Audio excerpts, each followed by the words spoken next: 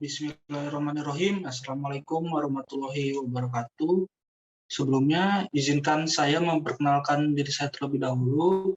Perkenalkan, nama saya Damarindani, NPM 6018210141. Dosen pembimbing satu saya, Dr. Ade Famurti, MSI, dengan dosen pembimbing duanya, Pak Endro Puspowiroko, SPC MSI.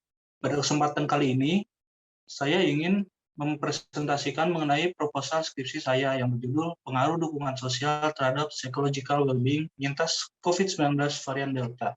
Latar belakang. Perkembangan kasus virus COVID-19 di Indonesia saat ini sudah mulai menurun.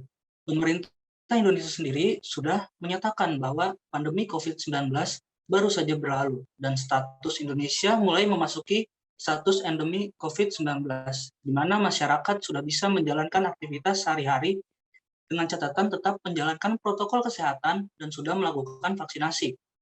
Virus COVID-19 atau yang dikenal sebagai coronavirus disease, virus COVID-19 ini bermula dari Wuhan yang merupakan salah satu wilayah di Cina yang kemudian menyebar secara cepat ke seluruh dunia.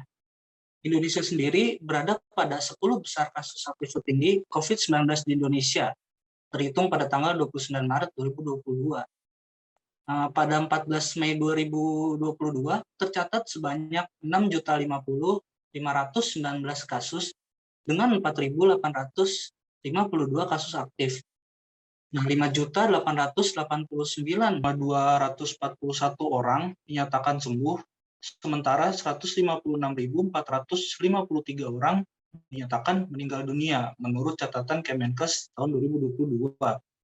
Dengan banyaknya jumlah kasus yang tercatat tersebut, masa pandemi COVID-19 yang sudah berlalu tersebut memberikan dampak yang cukup signifikan dari berbagai aspek kehidupan dan menimbulkan keresahan dalam masyarakat. Tidak sedikit masyarakat yang terdampak oleh masa pandemi ini merasa panik, cemas, bahkan stres hingga mempengaruhi kesehatan mental seseorang. Beberapa penelitian terdahulu menunjukkan bahwa pandemi COVID-19 berdampak terhadap fisik hingga psikologis, bukan hanya kepada orang sehat atau yang terkontaminasi virus, bahkan pada seseorang yang telah dinyatakan sembuh dari COVID-19. Dalam proses penanganan virus COVID-19 sendiri, terdapat rintangan yang sangat serius, yaitu mulai bermutasinya virus COVID-19 menjadi beberapa varian yang memiliki tingkat penularan berbeda, bahkan lebih cepat dengan gejala yang lebih parah dari varian sebelumnya, seperti varian Alpha, Beta, Gamma, Delta, dan Omicron sebagai contoh varian tersebut. Menurut WHO, di antara varian tersebut, varian Delta lah yang dikategorikan sebagai varian yang memiliki tingkat penyebaran dan tingkat infeksius tertinggi dibanding semua varian yang pernah ada. Sehingga dapat disimpulkan bahwa kemampuan virulensi yang dimiliki Delta itu lebih besar dibandingkan semua varian maupun varian asli COVID-19. Virus COVID-19 varian Delta ini pertama kali terdeteksi di India pada Oktober 2021, membuat Indonesia mengalami lonjakan kasus tertinggi pada bulan Juli 2021. Nah, puncak lonjakan kasus tertinggi itu mencapai 56.757 kasus dengan skala kematian yang tertinggi, sebanyak 2.069 jiwa dalam satu hari, terhitung pada tanggal 27 Juli 2021. Upaya yang dilakukan pemerintah rumah sakit yang dilakukan untuk mencegah mutasi dan perkembangan virus adalah dengan isolasi mandiri. Isolasi mandiri sendiri dilakukan bagi seseorang yang mempunyai gejala ringan sampai dengan sedang, serta dengan moderasi dan perawatan dalam ruangan.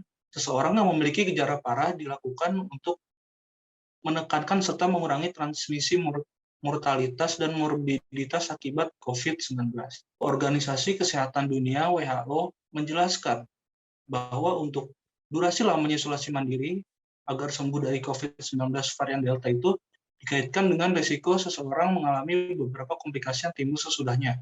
Waktu yang dibutuhkan dari fase awal hingga pemulihan secara klinis untuk pasien yang terkontaminasi COVID-19 varian Delta ini di Cina dengan gejala ringan yaitu memakan waktu sekitar 2 minggu atau 14 hari. Sementara itu untuk pasien COVID dengan gejala penyakit yang parah atau kritis yang tergolong komorbid bahkan bisa membutuhkan waktu pemulihan dari varian Delta ini sekitar 3-6 minggu. Namun dalam upaya penekanan virus seperti itu ternyata dapat menimbulkan reaksi kesejahteraan psikologis pada seseorang. Di antaranya adalah penelitian yang dilakukan oleh Maza menjelaskan bahwa stres yang meningkat, rasa ketidakpastian, dan kecemasan dan kesedihan sebagai keluhan yang dirasakan oleh penyintas COVID-19, yang dimana penyintas masih belum bisa merasa bahagia dan terhindar dari depresi walaupun sudah dinyatakan sembuh dari virus COVID-19.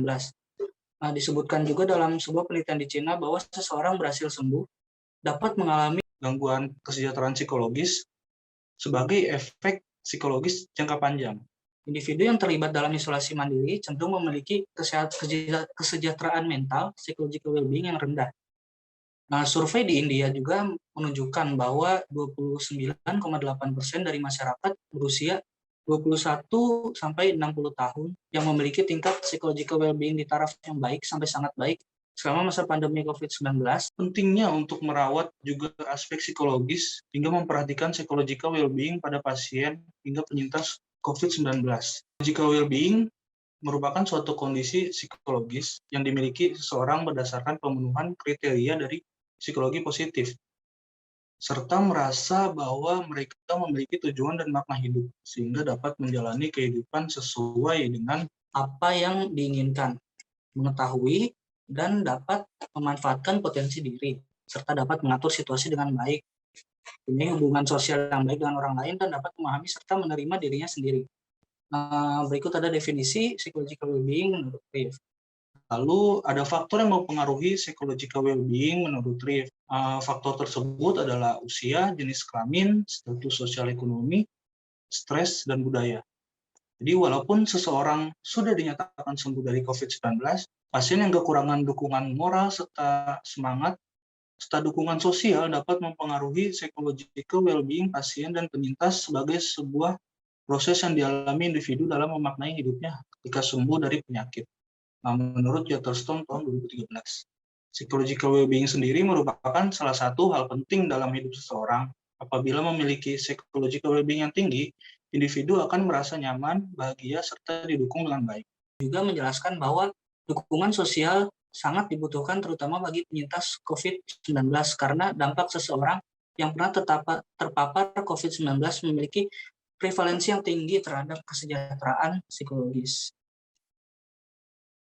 Serta penelitian lain juga menunjukkan bahwa pengaruh dukungan sosial dalam perkembangan individu sehingga mampu menerima dirinya sebagai penyintas serta mampu menangani tekanan sosial yang diterima, memiliki penguasaan lingkungan yang baik dan memiliki tujuan hidup yang jelas. Penelitian tersebut dilakukan oleh Pantau PJ tahun 2020.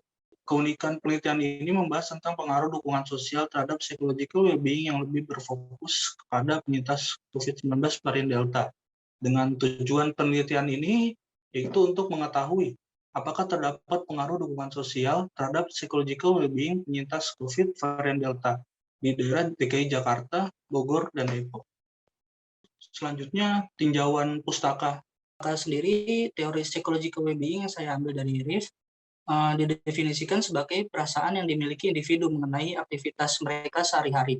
Perasaan ini meliputi kondisi mental negatif, biasanya ketidakpuasan hidup, kecemasan, dan sebagainya, sampai ke kondisi mental positif, misalnya realisasi potensi atau aktualisasi diri. Dikutip dari Riff dan Case tahun 1995. Dimensi psychological well-being sendiri ada 6. Yang pertama itu tujuan hidup, lalu yang kedua adalah otonomi, yang ketiga adalah pertumbuhan pribadi atau personal growth. Lalu yang keempat ada penguasaan lingkungan. Yang kelima adalah hubungan positif dengan orang lain. Dan yang terakhir adalah penerimaan diri atau self-acceptance. Nah, tujuan hidup sendiri di sini adalah individu yang memiliki tujuan hidup yang baik itu dilihat apabila individu memiliki nilai-nilai yang diyakini dapat memberinya arti dan tujuan dari hidup. Lalu otonomi di sini penjelasannya sedikit.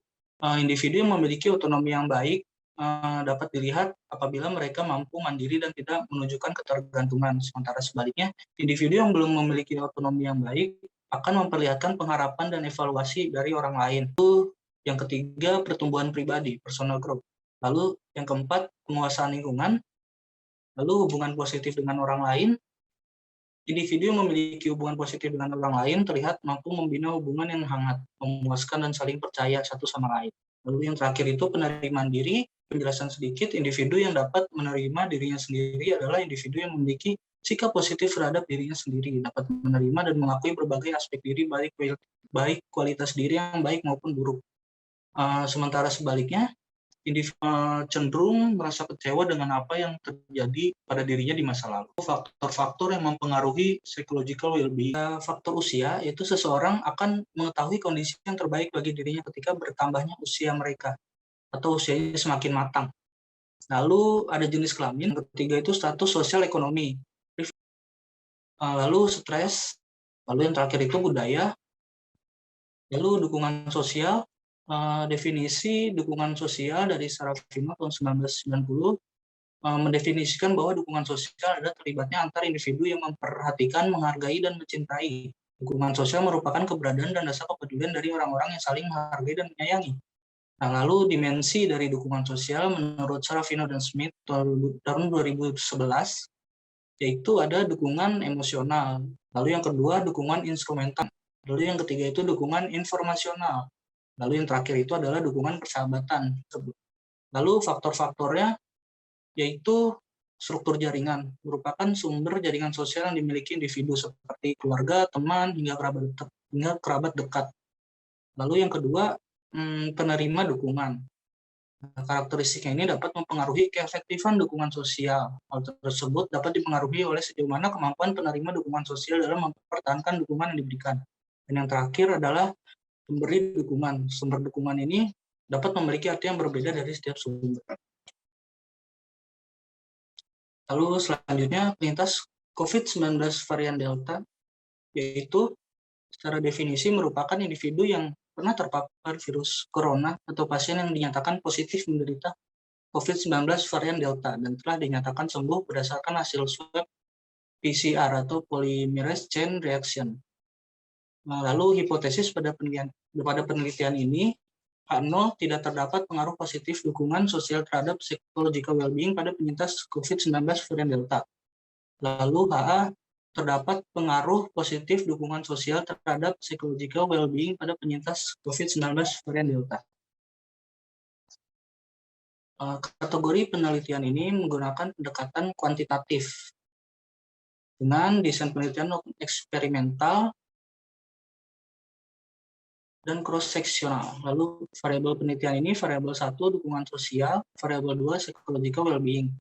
Lalu populasi pada penelitian ini, populasi yang digunakan pada penelitian ini adalah penyintas COVID varian Delta di daerah DKI Jakarta, Bogor, dan Depok dengan karakteristik sampel berusia 18 sampai 60 tahun, berdomisili di DKI Jakarta, Bogor, dan Depok, lalu pernah menderita virus COVID-19 varian Delta berdasarkan hasil swab polymerase chain reaction atau PCR dan sudah dinyatakan sembuh. Lalu alat ukur yang digunakan pada penelitian ini, peneliti menggunakan alat ukur kepuasan hidup, diukur menggunakan RIF Psychological Wellbeing Scales, versi pendeknya, short version yang diadaptasi dari RIF tahun 2006 yang memiliki 18 item yang masing-masing mengukur 6 dimensi, yaitu psychological well-being, maksudnya mengukur 6 dimensi dari psychological well-being, yaitu purpose in life, autonomy, personal growth, environmental mastery, positive relationship with others, dan self-acceptance. Lalu alat ukur yang digunakan peneliti untuk mengukur dukungan sosial yaitu menggunakan skala yang dikembangkan oleh Sarafino dan Smith tahun 2011 dan diadaptasi oleh Pramudita tahun 2021 dengan alat ukur yang dinamakan skala dukungan sosial. Instrumen alat ukur ini terdiri dari 32 butir item yang menunjukkan tentang aspek dukungan sosial, yaitu dukungan emosional, dukungan instrumental, dukungan informasional, dan dukungan persahabatan. Baik, sekian presentasi pemaparan proposal skripsi saya. Mohon maaf kalau ada kesalahan. Wassalamualaikum warahmatullahi wabarakatuh.